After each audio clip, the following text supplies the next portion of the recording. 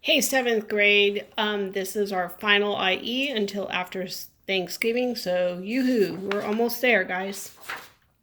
All right, so today what we're going to do is you are going to continue what you've been doing with fraction operations. You are going to have 3 steps that you're going to have to complete.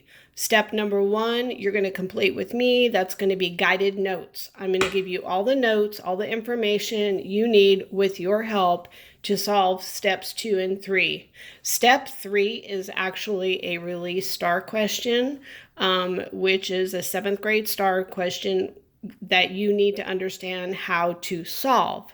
So hopefully taking it step by step, piece by piece, by the end, by the time you get to step 3, our goal for you is to be able to do this solely on your own. So as you're listening to the video, you should have the notes in front of you. You may want some scratch paper as well to help you solve, because there's not a whole lot of space on here. And what's going to happen is I'm asking your teacher that's in the room with you to please pause after every letter. A minute and a half. It just depends. You know, if y'all start answering right away, the teacher can just keep moving on. As you give an answer and they replay or start the video, I will give you the answers, okay? Then after we complete this page of notes, then you're going to do step 2 using your notes, and finally step 3, which, like I said, is the release star question. And we would like to see that there's some improvement, that you guys have a better understanding and knowledge of how to solve fraction operations. Okay? So I'm going to read the question. And again, I'm going to pause momentarily, and hopefully your teacher can maybe pause it or ask one of y'all to pause the video in between each step. Okay? So the question is, this week, Gabby will attend tutoring for 1 1/4 hours on Monday, 3 hours on Tuesday, and 1 3/8 hours on Wednesday. The following week, Gabby will attend the same amount of hours. What is her total number of hours for both weeks? So there's a couple things going on here. First off, it talks about the first week, and she does it for 3 days, Monday, Tuesday, and Wednesday. But then it also talks about the following week, she'll attend the same amount, like Monday, Tuesday, Wednesday, the same fractional hours. And what is her total number for both weeks? Okay, so we're going to do a couple different operations, but what I want to know is, what is the first math operation that we would have to perform to find out how many hours Gabby will attend? So is the math operation add, subtract, multiply, or divide? Please pause the video for a moment. Okay, so hopefully we recognize that since we're trying to get a total of these, that we're going to add the fractions all together, okay? And then eventually towards the end, we will do another math operation when we want to do it for 2 weeks, okay? B, what word tells us to add? So what word or words give you the indication that we're going to add these fractions? Okay, well, hopefully it says right here, what is her total number? Okay, so that's an indication that we need to get them all together. So total number tells us to add. Okay. C, how would you set up to solve? Okay, so since it's an addition problem, we want to set it up with some signs that shows that we're adding it. So I'm going to take my numbers and add them together. I'm first going to do my fractions, put them together, and I'll put my whole number at the end. So it's 1 1/4 plus 1 3/8 plus 3. Okay? D, change mixed numbers into blank fractions. What would we want to change them into? Okay, hopefully you said improper. IMPROPER, improper. Now that's where the guy on the top is bigger than the guy on the bottom. They're improper. Okay? All right. So in order to do that, we do the circle method. Okay? I call it the circle method. That's where we multiply the denominator with the whole number, and then we add the numerator. We multiply the denominator by the whole number, and we add the numerator. Okay? So 4 times 1 is 4, plus 1 is 5 fourths, plus 8 times 1 is 8, plus 3 is 11. We have 11 eighths, plus 3. Let's go ahead and turn that 3 into a fraction so they all are the same. 3 out of 1. Okay? We've done 4 steps so far. E. To add fractions, you must have the blank blank.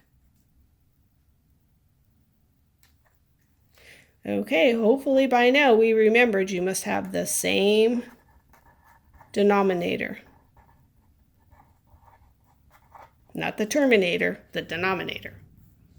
Okay, which means the bottom number you have to have a common denominator. They all have to look the same. We cannot add or subtract fractions if they have a different denominator. Okay? F. How would you find the common denominators? Think about that for a second. What would you do? Okay, so hopefully you said, oh, Miss Booth, I would get multiples of each number until I found the least common multiple that matches up. Okay, so I'm going to start with 4, and I'll do some multiples of 4. 4, 8, 12, 16, 20, 24. I think I'm good there. I'm going to stop. Then I'm going to do some multiples of 8. 8. Oops, I already see a common one right here. I'm going to stop. Then I'm going to do ones because I got to take care of that one as well.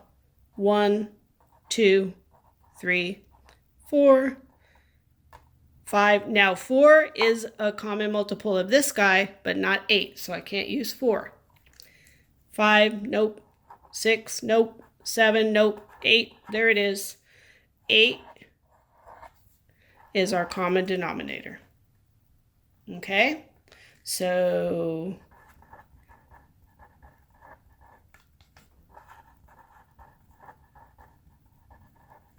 common denominator equals 8. We figured that out. All right, G. Add the fractions. Keep the same.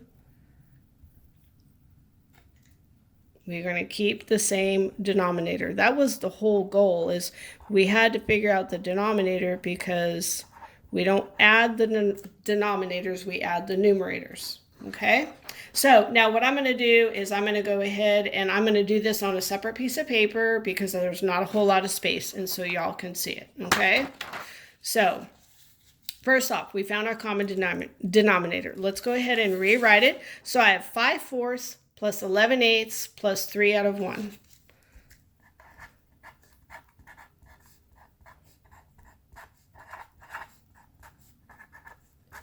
Okay, again, we cannot add them without our common denominator. Okay, so now I'm going to rewrite them down below with my common denominator.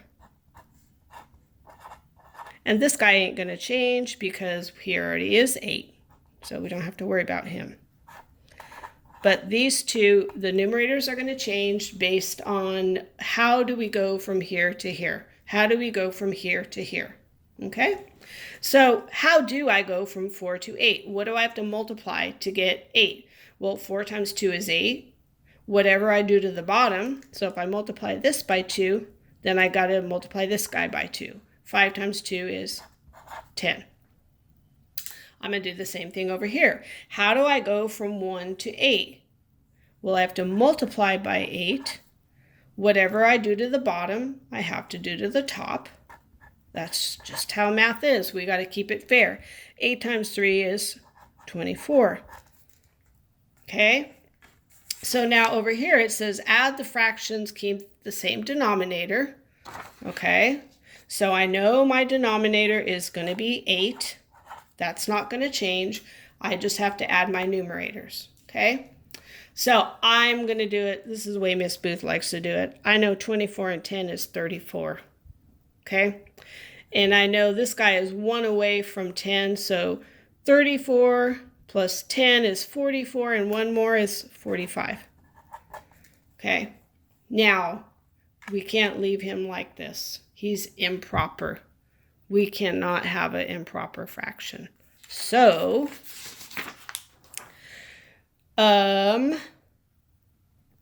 okay, so let's see. First thing we're going to do is we're going to take our 45/8. We're going to take our answer, our 45/8, and we're going to go to H, and we have 45/8. Remember, that's for 1 week. We need it for 2 weeks. Okay? Which means I need to multiply this guy by 2. So it's times 2 out of 1. In multiplication, we do not have to have the same denominator. We just multiply. 45 times 2 is 90. 8 times 1 is 8. Okay? Now, this is our answer for 2 weeks.